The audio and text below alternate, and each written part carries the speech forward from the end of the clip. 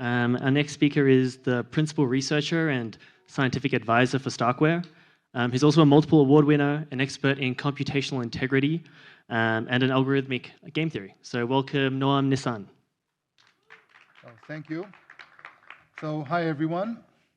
So I'm going to talk about, I'm going to use my researcher title and talk about slightly at a higher level and not very concrete. And even when I talk about proposals of ways that StarkWare can go, these are sort of, a little bit in the air still, making use of my researcher title rather than an actual functionary.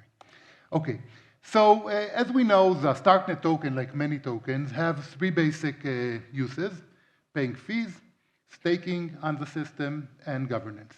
So governance, we've had the beginning of a process where you could use the Stark token for governance, for voting, for quite some time. Fees, relatively, and from next week, since next week, you can actually pay fees in Starks. And staking has not yet started, and it's part of the continuing the decentralization process. And I'm going to talk about staking. So I'm going to talk about basically the economic aspects of it. And at the end of the day, you're going to need to actually use staking in order to operate the system. And when I say operate it, I mean in a very wide sense. You need to assemble blocks, sequencing, you need to prove, you need to do consensus, many different things. I'm sort of all, putting everything in a black box and focusing mostly on the economic questions. So economically speaking, if you look at the operators who need to operate the system, and they need to stake, like a normal proof of stake system, they need to stake some tokens in order to get the right to operate the system, and then they need to operate the system. Basically, they get fees, they get rewards from two sources: from fees from the users and from minting new tokens. That's the other place they can get some rewards. And also they can do some MEV, but that's outside of the system, and we don't want to actually be committed to that. So let's start with what you can take away from the fees. And I'm going to give a principle and then sort of convince you by examples as it makes sense. So the basic idea is that if you want to choose a good fee mechanism for any system, you want the fee to be the marginal cost of the transactions rather than the complete cost. So the marginal cost is, suppose you're already doing everything else and taking care of all the other transactions, how much more would you need just to do this transaction? Okay? So that includes, how much more effort you need to do any kind of sequencing or proving or anything like that, but it does not include basic costs that were already taken care of just to set the system up. And it does include also, by the way, congestion costs if your transaction is making sure, because of your transaction, other transactions are not going in, that's also a marginal cost that you're incurring. So the general principle is that if you really want to optimize the value that your platform is supplying to the world, that the fees should be basically set to the marginal costs. And let me give an example to actually maybe, instead of going into the theory here. So suppose that you to print the first copy of a book, that cost you $1,001. $1,000 to actually write the manuscript and put all the effort into it, and then $1 to actually print the first book. And then printing each additional copy just costs $1 because you already have the manuscript. Now you just need to print the book. And the question is, how much should you sell the book for? Okay, so that's the question. So the point is that if you really are interested only in how much you affect the world, how much good you're doing to the world, the real cost of a book should only be $1. That is the extra cost to print an additional copy, and that's what you should sell the book for. Because if you have one additional reader that's willing to pay $1.50 for your book, it's a good idea to print the book in order and give it to him, because you only spend $1 and produce $1.50 of value to the world, to this reader. But if this is what you do, and this is basically the idea of the cost should be equal to the marginal cost should be set to be the fees. But that gives you an interesting question of where would the $1,000 of the fixed cost of the original author that wrote the book, where would you get that from? If you're only charging $1 for a copy, you have a problem of the missing $1,000. And in our situation, the operators, which actually run the system, they're putting a significant fixed cost into actually running the system before the extra marginal cost they need to pay for each transaction. And the question is, where would you get the money to pay them? Okay, so the main, if you look at things, probably the main fixed cost that you have for actually operating an L2 system, or in general, many different types of system, is that of you need to stake your capital. You need to stake money in order to get the right to operate the system. And this staking is what provides security to the system, because if you're doing a bad job, you're going to be slashed. Okay? And of course, this is like real money. They could alternatively take in this money and put it in the bank and get interest, or buy a stock and get some dividends, and so on. So basically, you have to pay the operators, the stakers, the capital cost. That's the financial rate in the market for whatever they're doing at the, the risk level that they think that your system, that your platform has. So, and that's a significant fixed cost. It doesn't really matter if you have one transaction on the system or a million transactions. They first need to put in their money to actually run the system, and that's something they can do. So let me just try to get like some sense of the order of magnitude of these kind of costs. So suppose you have a platform with 25 transactions per second, not very quick, but definitely quicker than any L2 today. That we're not talking about peak capacity, but the average capacity from actual demand by users that are paying the fees throughout the day. And suppose that you have $5 billion staked, okay? Which, again, is not, so, I try to get to put numbers which are basically more than we have today in the terms of TPS, what L2 they're doing, while the staking is a number that's not as big as the large staking platforms today. So of course today we don't have L2 staking platforms, so I was just looking at the large staking platforms, took a number that is not in the top 10, below the top 10, and for the TPS I took a number that's above what we currently have today. And if you do the calculation, just multiply by the number of seconds a year and so on, that gives you about 32 cents per transaction, okay? And that's a lot of money for a transaction, right? So before you even started to run your actual costs, you need to pay 32% for every transaction that you have in a year. That would be too expensive for most of the things you want to do with L2. Definitely gaming would be out and so on. So this is not possible to actually return these fixed costs, somehow put it on the users via fees. Okay, you need to find a different source for this 32 cents per transaction, even at these numbers, and I said these numbers are optimistic. With current numbers, you probably get higher fees, and that's even worse. So where are these numbers going to come from? And the basic idea, and that's basically what everyone does anyway, so it's not an amazing new idea, it's the completely standard, you're going to mint new tokens to pay for these fixed costs, because you have to do that. And that's in fact the key advantage of having your own token. So you could probably pay fees and do government and other kind of things without your own token, but you can never mint anything with is not your own token. So the main advantage for a platform of having its own token is the fact that you can actually mint new tokens and pay with them for the fixed costs that we don't want to put on the fees. So of course, this is not,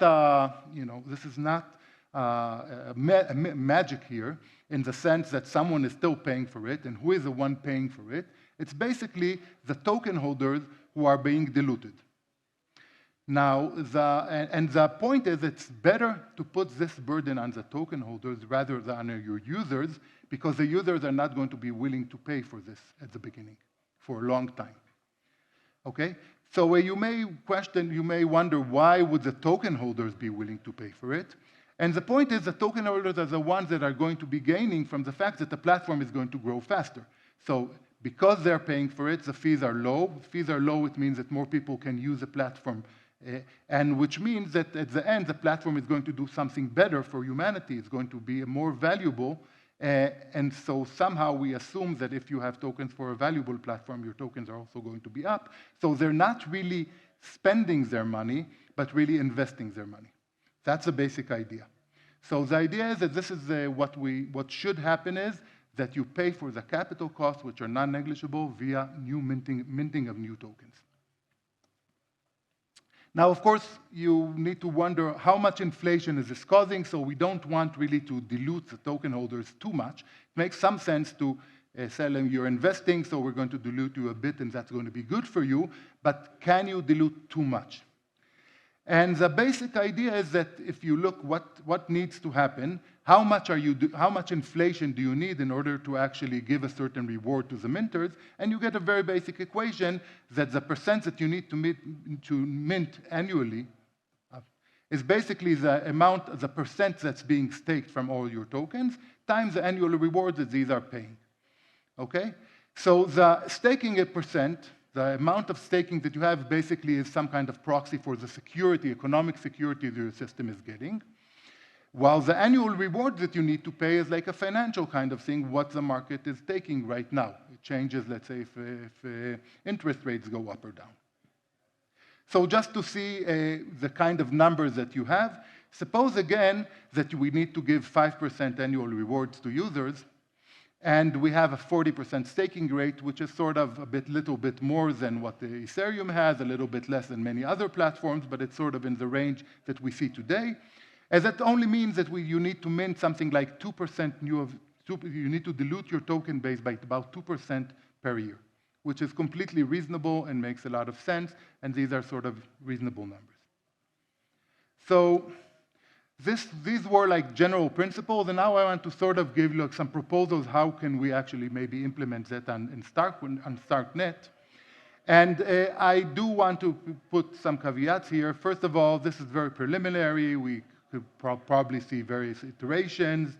And at the end, when we have something very concrete, it will be put into a SNP and will put into the governance process of Starknet.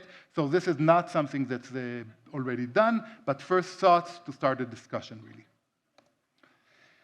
So the first is, how much minting are we going to do and how much are we going to reward stakers?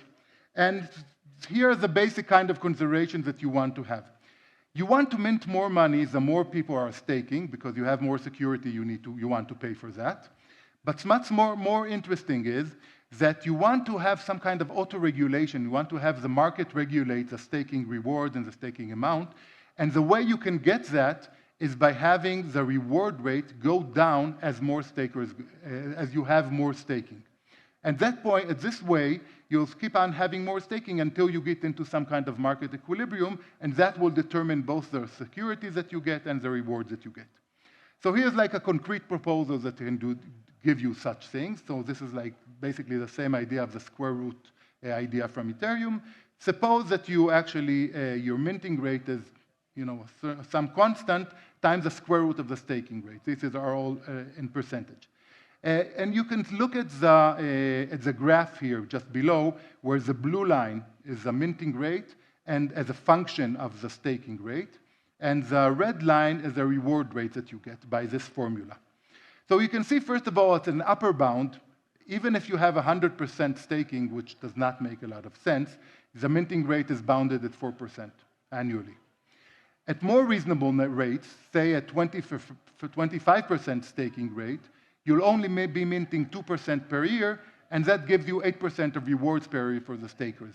Probably a little, if we're judging from today, probably that's more than what they need, which means that in the equilibrium that you will get a little bit more than 25% staking rate, which will get down the reward rate to something that the market requires. Okay? So this is like a complete curve, and of course we can see how it works, and if we see that's too much security, too little security from what we deem to be desired, then we can change the curve and get that. So that brings us to the second question, which is when can we start staking? So, of course, there is a latest point where you have to start staking. If you want to have a decentralized system and you want really decentralized operation, you obviously need to have staking in place and paying the operators before the system is decentralized. That's completely clear. But the point is you can start much earlier, and in fact, the idea is you can start staking even before you have the full decentralization of the system, because this is part of the decentralization process, and it's what you decentralizing here is, if you wish, the socioeconomic aspects of staking. which are also difficult because they take people who need to put in real money. So that's a delicate issue that is different from all the technologies that is needed to do the actual decentralization on a technological level. So you can do these things in parallel if you want. So for example, the first stage, you can just set up a staking system where people, that of course has to happen only after everything is completely permissionless. But you can set up a staking system where at first you just lock your money in a staking kind of way, and you get rewards without doing anything useful. Why would you want to start giving people rewards with it before they do something that's really useful for you? Because that's the way you build up the decentralization. You actually set up a community of stakers. You actually see whether everything works from an socioeconomic perspective. And then as you keep on decentralizing in parallel the technological stack, then you actually start asking them to do more and more. So perhaps you have like an intermediate stage where they only need to sign and not sequence, or only sequence and not prove, or anything according to however you go forward with your technological decentralization. You ask them to do more and more. And at the end, of course, where everything is decentralized on a technological level, you already have the stakers ready and all the staking pools and everything working to actually do the full decentralization. So you've managed to actually parallelize these two steps. And of course, the challenge is if you start early, you need to make sure that you're starting in a way that will align with your end goal, which is always a little bit of a problem if you have a time lag, but it's still completely possible. So that's basically showing like the quickest that you can do it, and as opposed to the latest that you can do it. So these are like two points that I wanted to make more concretely about Starknet. And let me end here. So thank you. And we have maybe time for a question or two.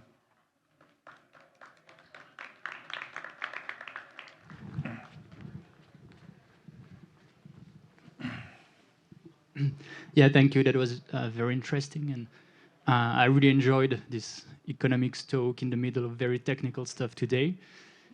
I also Sorry, maybe. I also noticed the 2% inflation is the target of most central banks. So I guess probably there is something there as well. My question is, what about token burning? Is this something we might also take into account and try to achieve a state of deflation? Yeah, so at the level I was talking, I think the best way to think about token burning is just negative minting. So we're talking, when I talk about minting rate, I mean the net minting rate. Okay, so after you take burning into account, maybe technologically that will be a little bit more difficult to actually implement. So maybe you'll want to ignore it or maybe not. But I think at the level that I'm talking now, just look at the burning as just negative minting, and we're always trying to look at the net minting rate after burning was taken into account.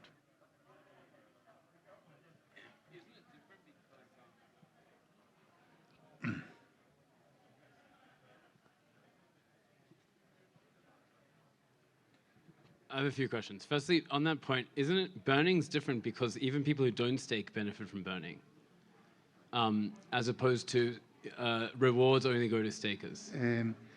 That is true, but I think what would happen if you got lots of burning going to the stakers, basically, then you'll basically you're rewarding the stakers from a different point, from a different place. So there will be more stakers. And just the equilibrium with the equilibrium point, the amount of staking is the equilibrium with the amount of money new minting that you're doing will change a little bit, right? So it's not necessarily the exact same point, so it doesn't work exactly the same, but it's basically almost the same idea. I wanted to ask ideologically, like, one of your reasons for why it needs to come from new minting and not from transaction fees is because the value of these networks is so high that the transaction fees would have to, there's no transaction fee that people would be willing to pay. The question is let's assume, is there something philosophically here beyond just the inability, like in an ideal world, let's assume there was enough demand for block space, would you prefer that the fixed costs are covered without minting? I say, okay, so that's a good question. I think you're maybe asking about like the end game, right? Right. So there could be various end games. One of them we're seeing now in Ethereum. So in Ethereum, the current situation is that basically that net minting is about 0, even slightly negative, right? So that means that's because they have such a low supply of space on the blockchain and such high demand. So in this situation, the congestion fees goes up, and they need to go up just because congestion, and they're enough to pay for all your staking. So that's one end game, but that's not a good end game in the sense that that's an end game with low supply, so you don't scale really as much as you would want, right?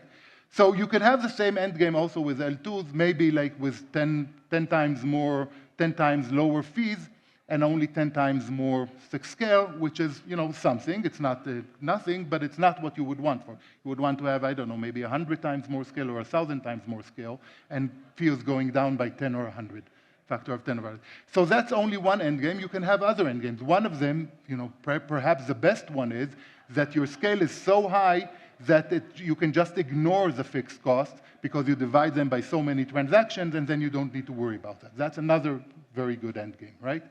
A third end game possible, maybe it's even better, is like ever-growing platforms, right? So the world, you could believe that humanity keeps on progressing at more than a 2% rate per year, and then everything just keeps going up, and then it's, again, a good idea to have the fixed cost being taken care of. So there are a bunch of different end games, and all of them can be good, and I think most of them, the ones that seem to me better, do require some kind of only charging marginal costs.